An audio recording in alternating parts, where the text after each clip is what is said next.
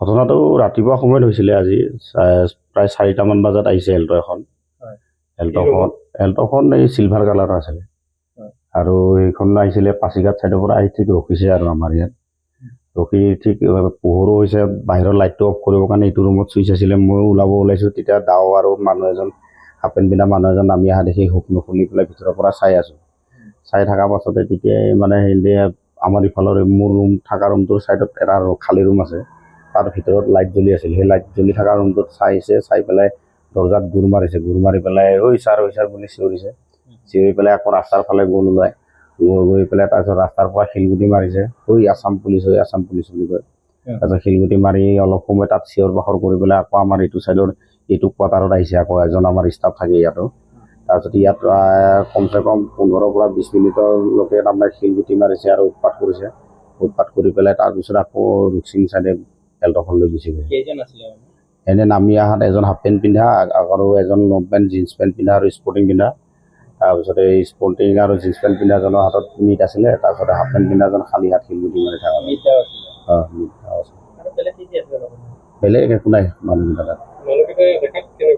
মানুহকেইজন এই অৰুণাচলী মানুহে হয়। কিহৰ কাৰণে আহিছে বুলি আমাৰ লগতো একো দুশ্মনো নাই, আমাৰ ডিপাৰ্টমেণ্টৰ ক্ষেত্ৰতো একো কেছ ধৰা ধৰিও নাই। কিহৰ কাৰণে আহিছে এতিয়া একো আইডিয়া কৰিব পৰা নাই আমি ইয়াত। জোনাই থানাত আমি থানাটোত লগে ফোন মাৰিছোঁ। থানাৰ অচি ছাৰহঁতো আহিছে, আহি ইনভেষ্টিগেশ্যন কৰিব। আমাৰ ৰেঞ্জ অফিচৰ পৰাও ৰেঞ্জাৰ ছাৰহঁত আহিব ইয়াত। ঘটনাটো ৰাতিপুৱা সময়ত হৈছিলে আজি প্ৰায় 4টামান বজাত আহিছে এল্ট এখন।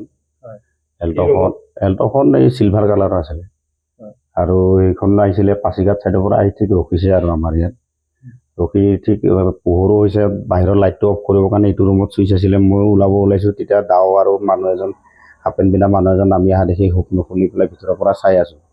চাই থকাৰ পাছতে তেতিয়াই মানে হেৰি আমাৰ ইফালৰ মোৰ ৰুম থকা ৰুমটোৰ ছাইডত এটা খালী ৰুম আছে, তাৰ ভিতৰত লাইট জ্বলি আছিল। সেই লাইট জ্বলি থকা ৰুমটোত চাই পেলাই দৰ্জাত গুৰ মাৰি পেলাই ঐ ছাৰ বুলি চিঞৰিছে।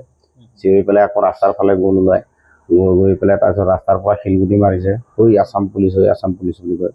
তাৰপিছত শিলগুটি মাৰি অলপ সময় তাত চিঞৰ বাখৰ কৰি পেলাই আকৌ আমাৰ এইটো ছাইডৰ এইটো কোৱাৰ্টাৰত আহিছে। আকৌ এজন আমাৰ ষ্টাফ থাকে ইয়াতো। তাৰপিছত ইয়াত কমচে কম 15 পৰা 20 মিনিটলৈকে তাৰমানে শিলগুটি মাৰিছে আৰু উৎপাত কৰি পেলাই তাৰপিছত আকৌ ৰুকচিং চাইডে এল্টখন লৈ গুচি গৈছে। এনে নামি অহাত এজন হাফ পেণ্ট পিন্ধা আৰু এজন লং পেণ্ট জিন্স পেণ্ট পিন্ধা আৰু স্পৰ্টিং পিন্ধা। তাৰপিছতে এই স্পৰ্টিং আৰু জিন্স পেণ্ট পিন্ধাজনৰ হাতত মিট আছিলে, তাৰপিছতে হাফ পেণ্ট পিন্ধাজন খালী হাত শিলগুটি মাৰি থকা। বেলেগ একো নাই। মানুহকেইজন এই অৰুণাচলী মানুহে হয়। কিহৰ কাৰণে আহিছে বুলি আমাৰ লগতো একো দুশ্মনো নাই, আমাৰ ডিপাৰ্টমেণ্টৰ ক্ষেত্ৰতো একো কেছ ধৰা ধৰিও নাই। কিহৰ কাৰণে আহিছে এতিয়া একো আইডিয়া কৰিব পৰা নাই আমি ইয়াত। জোনাই থানাত আমি থানাটোত লগে ফোন মাৰিছোঁ। থানাৰ অচি ছাৰহঁতো আহিছে, আহি ইনভেষ্টিগেশ্যন কৰিব। আমাৰ ৰেঞ্জ অফিচৰ পৰাও ৰেঞ্জাৰ ছাৰহঁত আহিব।